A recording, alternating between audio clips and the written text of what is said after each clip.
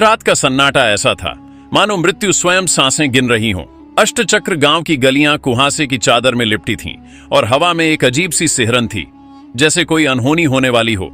गांव के किनारे उस पुराने पीपल के नीचे, जहां कोई रात को भूल कर भी नहीं जाता, एक छाया कांपती हुई खड़ी थी। वह रोहित था, एक साधारण किसान जिसके चेहरे पर आज खौफ की ऐसी लकीरें थीं जैसे उसने स्वयं यमराज को आमंत्रित कर लिया हो।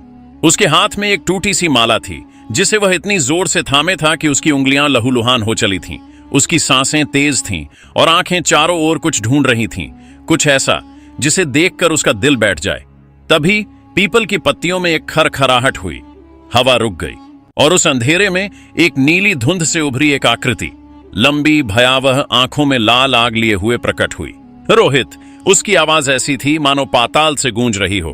तूने मेरी सीमा क्यों लांघी? रोहित के पैर कांपने लगे। वह पीछे हटा, पर उसकी पीठ पीपल के तने से टकराई। कोई रास्ता नहीं था। उसने कांपती आवाज में कहा, प्रेतराज, मैं आपसे कुछ मांगने आया हूं।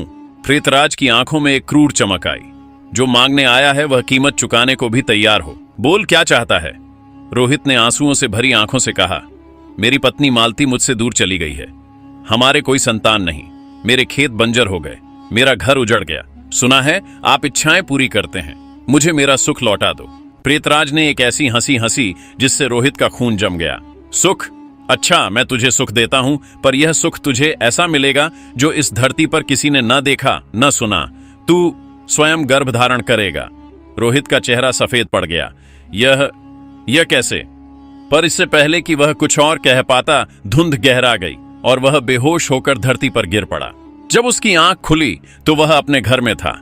चारों ओर गांव वाले खड़े थे, उसे घूर रहे थे, पर उसकी छाती में एक अजीब सी जलन थी और पेट में कुछ हलचल, जैसे कोई जीवित चीज उसमें सांस ले रही हो।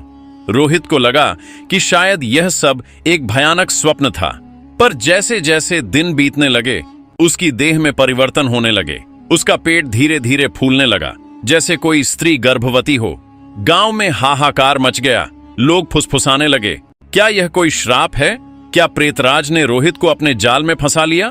कुछ ने उसे पागल कहा, कुछ ने भूतग्रस्त। मालती, जो मायके चली गई थी, यह खबर सुनकर लौट आई, पर उसकी आंखों में प्रेम नहीं, भय और संदेह था। वह रोहित से दूरी बनाए रखती। रातें रोहित के लिए काल बन गईं। वह दर्द से कराहता और सपनों में प्रेतराज की लाल आंखें उसे ताकती।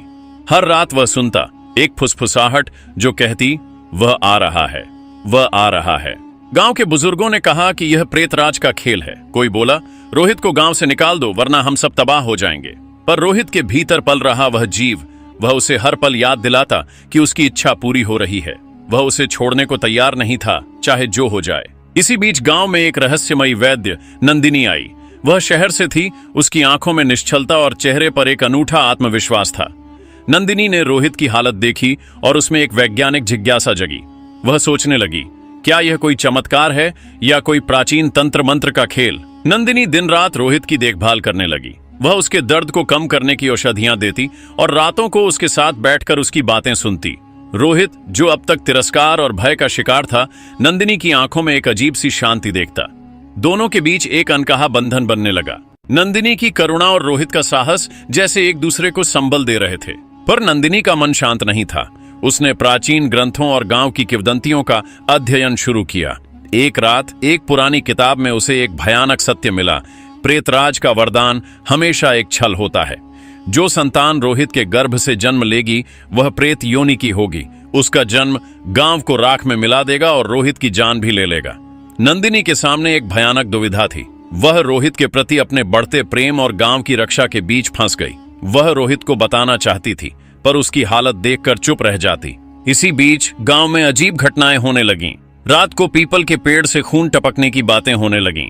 गायों का दूध काला हो जाता और हर रात रोहित के घर के बाहर एक छाया दिखाई देती, जैसे कोई उसकी प्रतीक्षा कर रहा हो। एक रात रोहित को एक भयानक सपना आया। उसने देखा कि वह पीपल के नीचे खड़ा है और उसका पेट फट रहा है।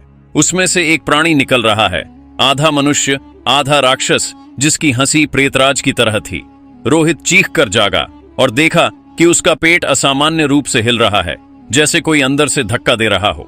नंदिनी ने फैसला किया कि अब चुप रहना ठीक नहीं। उसने रोहित को सारी सच्चाई बता दी।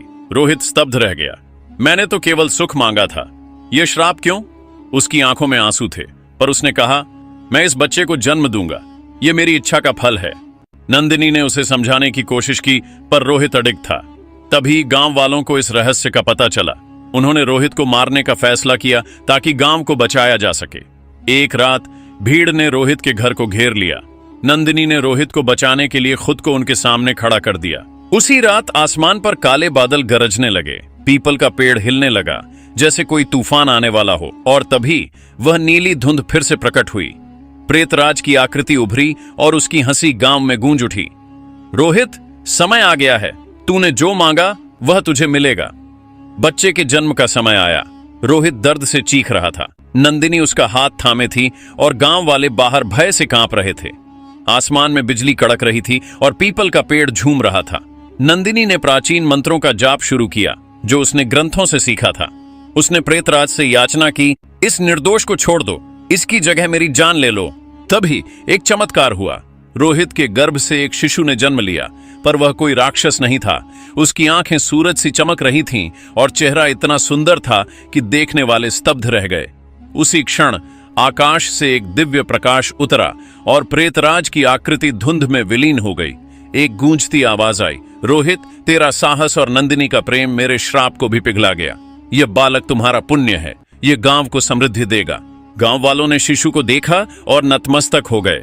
मालती, जो अब तक दूर थी, रोहित के पास आई और उसने शिशु को गोद में उठा लिया। उसकी आंखों में पश्चाताप और प्रेम था। नंदिनी ने रोहित को देखा, उसके चेहरे पर शांति थी। वह जान गई थी कि उसका प्रेम अमर हो चुका है। वर्षों बाद जब अष्टचक्र गांव हरियाली और समृद्धि से चमक रहा था, रोहित अपने बेटे को लेकर पीपल के नीचे खड़ा था। देख बेटा, यही वह पेड़ है जहां से तेरा जन्म हुआ, और यही वह गांव है जो तेरे कारण धन्य हुआ। हवा में एक हल्की सी सिहरन थी, पर अब वह भय की नहीं, शांति की थी। और कहीं दूर शायद प्रेतराज भी उस दृश्य को देखकर मुस्कुरा रहे थे। तो हमारे प्यारे दोस्तों, प्रस्तुत कहानी आपको कैसी लगी कमेंट में जरूर बताएं। और हां, यदि चैनल को अभी तक सब्सक्राइब नहीं किया तो प्लीज चैनल को सब्सक्राइब कर लें, वीडियो को लाइक कर दें। मिलता हूं किसी अगले वीडियो में, तब तक के लिए जय श्री राम, खुदा हाफिज, शत श्री अकाल, धन्यवाद।